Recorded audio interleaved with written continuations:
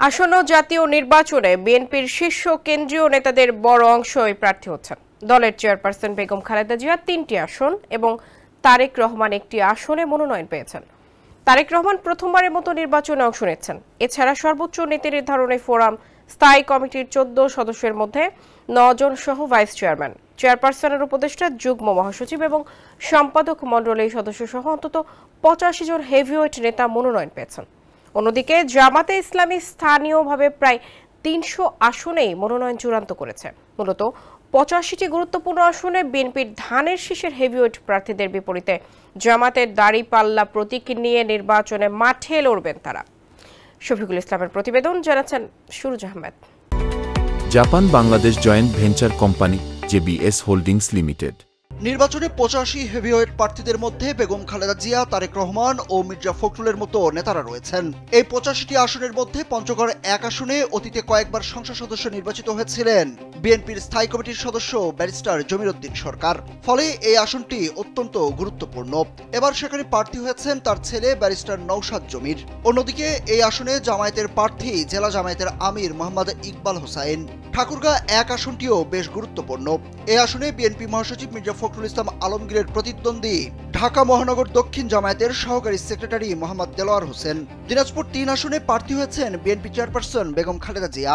অন্যদিকে এই আসনে জামায়াতের প্রার্থী অবসরপ্রাপ্ত বিমান বাহিনীর সার্জেন্ট ও জেলা জামায়াতের ইউনিট সদস্য অ্যাডভোকেট মইনুল আলম। বগুড়া ৬ আসনে ধানের শীষের প্রার্থী বিএনপির ভারপ্রাপ্ত চেয়ারম্যান তারেক রহমান।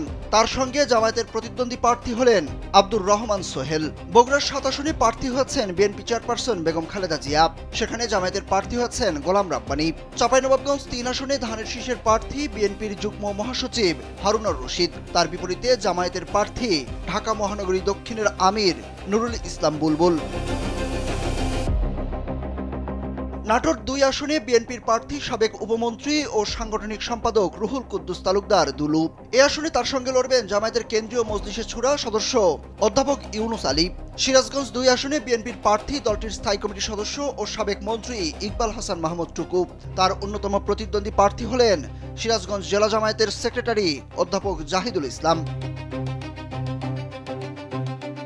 ঢাকা ১ আসনে বিএনপির প্রার্থী ঢাকা জেলা বিএনপির সভাপতি খন্দকার আবু আশফাক।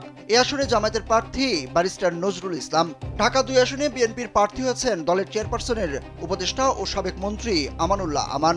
এ আসনে জামায়াতের প্রার্থী ইঞ্জিনিয়ার তৌফিক হাসান। ঢাকা ৩ আসনে বিএনপির মনোনয়ন পেয়েছেন স্থায়ী কমিটির সদস্য গয়েশ্বর চন্দ্র রায়। এ আসনে জামায়াতের প্রার্থী অধ্যক্ষ শাহিনুল ইসলাম। ঢাকা ৬ আসনে বিএনপির প্রার্থী প্রকৌশলী ইশরাক হোসেনের সঙ্গে জামায়াতের প্রার্থী হয়েছেন ডক্টর আব্দুল মান্নান। ঢাকা ৮ আসনে বিএনপির স্থায়ী কমিটির সদস্য মির্জা আব্বাসের সঙ্গে লড়তে হবে জামায়াতে ইসলামীর অ্যাডভোকেট ডক্টর হেলাল উদ্দিনকে। ঢাকা ১৪ আসনে বিএনপি মনোনীত মায়ের ডাকের সানজিদা ইসলাম তুলির সঙ্গে লড়বেন জামায়াত নেতা মীর কাশেম আলীর ছেলে ব্যারিস্টার আরমান। আর ঢাকা ১৫ আসনে জামায়াতের প্রার্থী হয়েছেন দলটির আমির ডাক্তার শফিকুর রহমান। এ আসনে বিএনপি প্রার্থী করেছেন যুবদল নেতা শফিকুল ইসলাম মিল্টনকে। নরসিংদী ২ আসনে বিএনপির স্থায়ী কমিটির সদস্য ডক্টর আব্দুল মঈন খানের সঙ্গে লড়বেন জামায়াতের জেলা সেক্রেটারি আমজাদ হোসাইন। ফরিদপুর ২ আসনে বিএনপির সাংগঠনিক সম্পাদক শামা ওবায়দের সঙ্গে লড়বেন নগরকান্দা উপজেলা জামায়াতের আমির সোহরাব হোসেন। এছাড়া কুমিল্লা ১ আসনে বিএনপির স্থায়ী কমিটির সদস্য ডক্টর খন্দকার মোশাররফ হোসেনের বিপরীতে জামায়াতের প্রার্থী মোহাম্মদ মনিরুজ্জামান বাহালুল। কুমিল্লা ৩ আসনে বিএনপির ভাইস চেয়ারম্যান কাজী শাহ মোফাজ্জল হোসেন কায়কোবাদের বিপরীতে জামায়াতের প্রার্থী ইউসুফ হাকিম সোহেল। নোয়াখালী ১ আসনে বিএনপি চেয়ারপারসনের উপদেষ্টা মাহবুবউদ্দিন খোকনের বিপরীতে জামায়াতের প্রার্থী অধ্যক্ষ মাওলানা মোহাম্মদ সাইফুল্লাহ।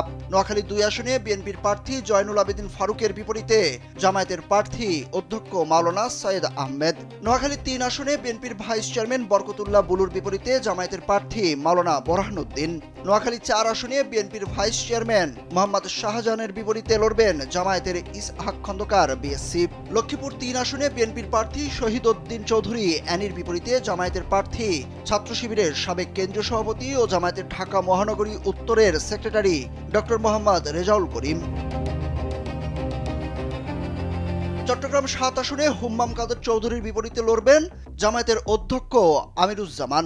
চট্টগ্রাম ১০ আসনে বিএনপির স্থায়ী কমিটির সদস্য আমির খসরু মাহমুদ চৌধুরীর বিপরীতে জামায়াতের প্রার্থী অধ্যক্ষ শামসুজ্জামান হেলালি।